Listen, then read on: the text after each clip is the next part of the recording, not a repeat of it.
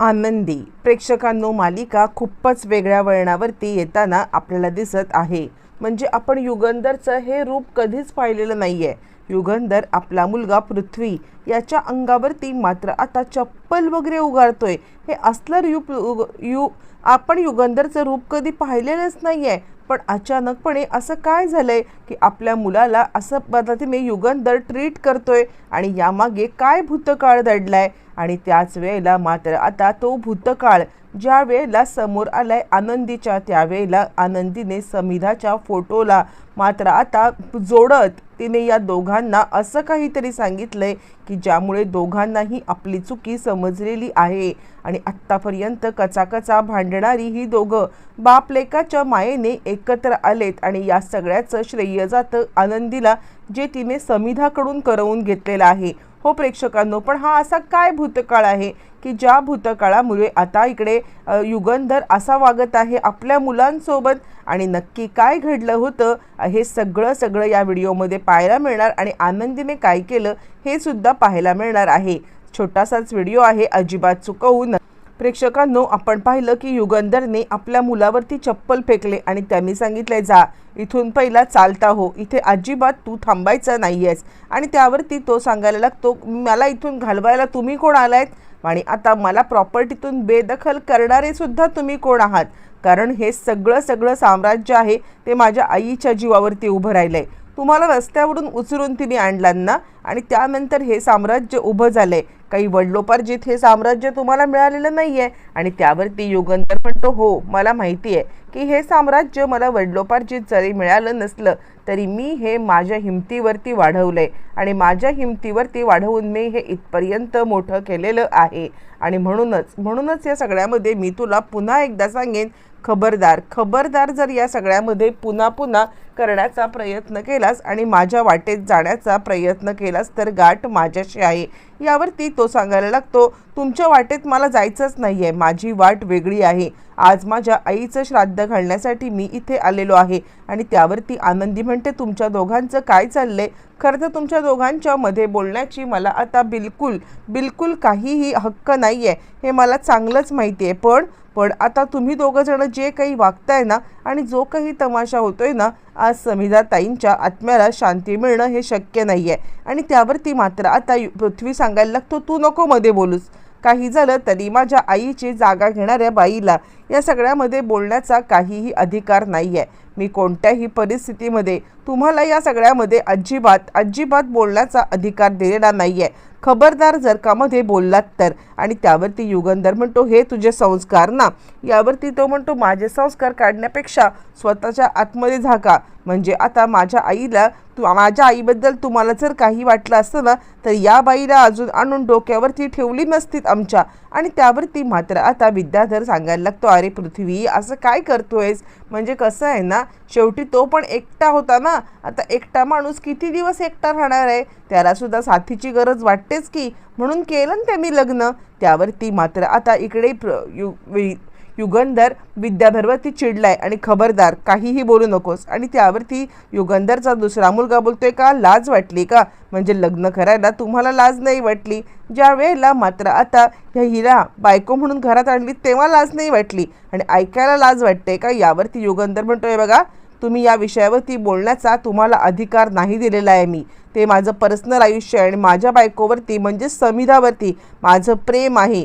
हे लग्न एक केवळ अपघात म्हणून झालाय. आणि त्यावरती मग आता विद्याधर म्हणतो, कसला अपघात दादा, काय बोलतोयस? तुझ्या गरजा पूर्ण करण्यासाठी तू हे लग्न केलेलं आहेस, ही गोष्ट मात्र आता आम्ही काही विसरलेलो नाही आहे. यावरती मात्र आता इकडे माई चिडतात आणि बास करा सगळ्यांनी. पृथ्वी तुझं काय चाललंय आणि तू ह्या विद्याधरच्या नादी लागतोयस? विद्याधरच्या नादी लागून तू या सगळ्यामध्ये मात्र आता जे काही करतोयस ना ते पूर्णपणे चुकीचं आहे. आणि असं म्हटल्यावरती मात्र आता ती सांगायला लागते, युगंधरने कोणत्याही प्रकारे लग्न आपल्या मर्जीने केलेलं नाही आहे, या विद्याधरमुळे करायला लागलंय. आणि त्यावरती मात्र आता इकडे शिल्पामध्ये पडते आणि हो पृथ्वी, या बाबतीत मी माईसोबत सहमत आहे.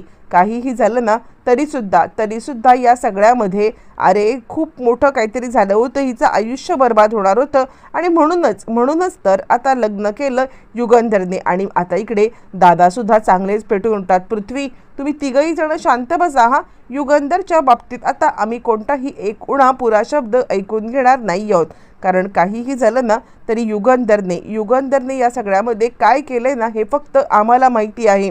खरं तर या सगळ्यामध्ये समिधाचे आईवडील म्हणून आम्हाला सांभाळायची काहीच गरज नव्हती ना, पण तरीसुद्धा स्वतःच्या आईवडिलांप्रमाणे आमचा मान जपलाय, स्वतःच्या आईवडिलांप्रमाणे आम्हाला त्यांनी वाढवलंय आणि इकडे हे केलंय. आणि त्यासाठी खरंच तो समिधावरती किती प्रेम करत असेल याचा साधारण अंदाज तुला यायला पाहिजे. आणि यावरती तो म्हणतो काही नाही हो, जगाला दाखवायचं नाटक आहे ह्यांचं, म्हणजे जगासमोर तुम्हाला सांभाळलं की ह्यांच्या पापाचे बोज कमी होतील ना, बाकी काहीच नाही आहे. आणि माई आणि दादा तुम्ही काय हे करताय, म्हणजे ह्या प्रॉपर्टीमध्ये तुमचासुद्धा हक्क तेवढाच आहे, कारण आता तुम्हीच यांना आता मोठं होण्यासाठी भांडवल आणि सगळं हे देऊन दिलं. दादा म्हणतात बास कर हा पृथ्वी, त्या सगळ्याचं तुला बोलायची काही गरज नाही आहे. आम्ही जरी दिलं असलं तरी आज जे साम्राज्य उभं आहे ना ते साम्राज्य फक्त आणि फक्त त्याने स्वतः उभं केलेलं आहे.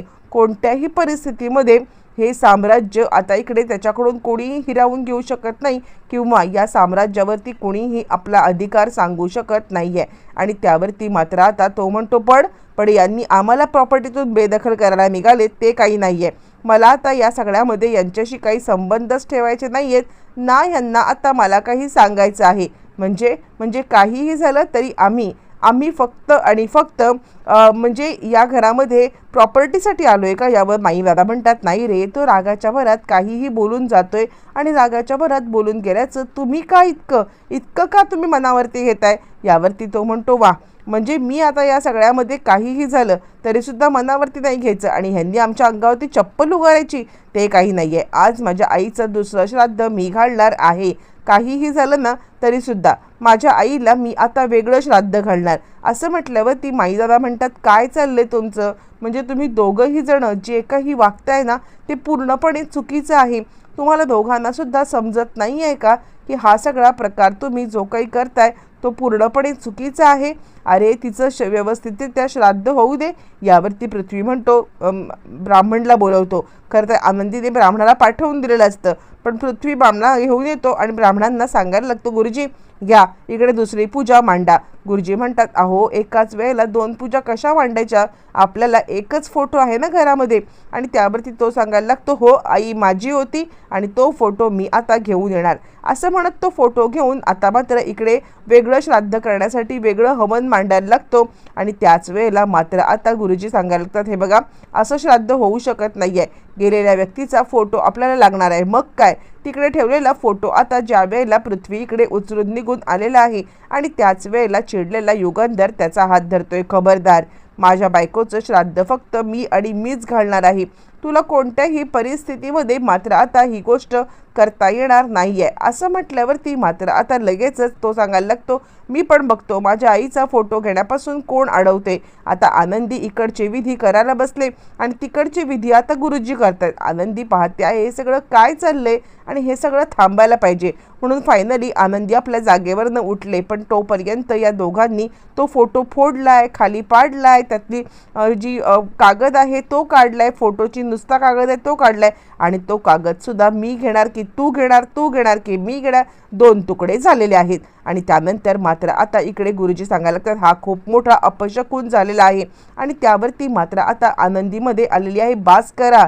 आज ना समिधा ताईंच्या आत्म्याला शांतीच्या ऐवजी इतकं दुःख झालं असेल ना की त्या या सगळ्यामध्ये कधीच तुम्हाला कुणालाच माफ करू शकणार नाहीत, अजिबात नाहीत. असं म्हटल्यावरती मात्र आता तो इकडे सांगायला लागतो तू कशाला मध्ये पडतेस आणि तो तिच्या अंगावरती धावून जातोय. पण त्याच वेळेला आनंदी मात्र आता आतून एक जुना फोटो आणते आणि तो फोटो आणून ती सांगायला लागते बघा या फोटोकडे बघा. या माऊलीला मात्र आता आपला मुलगा आणि आपला नवरा यांच्यामध्ये जी भांडणं चाललेत ती भांडणं आवडत असतील का आणि ती भांडणं आवडून आता त्या इकडे सुखाने वरून पाहत असतील का. नाही, तुम्ही जे काही वागलात ना ते पूर्णपणे चुकीचं आहे. तुम्हाला या सगळ्यामध्ये कुठेतरी या सगळ्यावरती आता जाब विचार मालक साहेब तुम्ही पण चुकलात. कारण आता आपल्या मुलांवरती अशा प्रकारे हात कोण उगारतं? सविता वहिनींना हे आवडलं असतं का?